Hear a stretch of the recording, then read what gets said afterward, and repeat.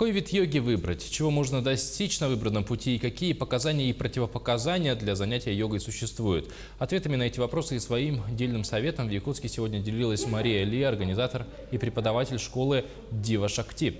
Это первая лекция и запуск проекта «Лаборатория здоровья» Национальной библиотеки. По словам работников, лекторий будет проводиться бесплатно в третье воскресенье каждого месяца, а само занятие продлится час или два.